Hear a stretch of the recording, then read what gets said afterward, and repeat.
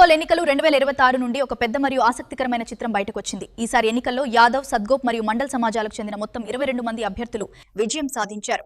ఇది రాష్ట్ర రాజకీయాల్లో ఒక ముఖ్యమైన సంకేతంగా భావిస్తున్నారు.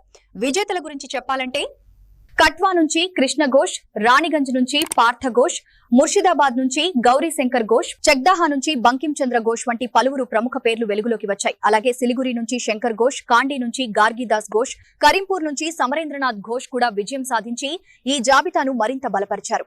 ఇక మండల్ సమాజానికి చెందిన అభ్యర్థులు కూడా అద్భుతమైన ప్రదర్శన చేశారు.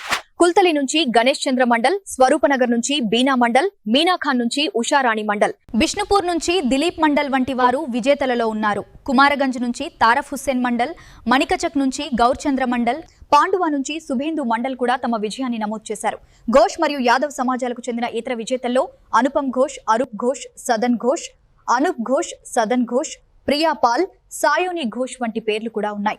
వీరు తమ తమ నియోజకవర్గాల్లో విజయం సాధించారు. మొత్తం మీద ఈసారి పశ్చిమ బెంగాల్ ఎన్నికల్లో ఈ సమాజాల భాగస్వామ్యం మరియు ప్రతినిధిత్వం చాలా బలంగా కనిపించింది. రాజకీయ విశ్లేషకుల ప్రకారం ఈ ఫలితాలు భవిష్యత్తులో సామాజిక సమీకరణలు మరియు ఎన్నికల వ్యూహాలపై ప్రభావం చూపవచ్చు.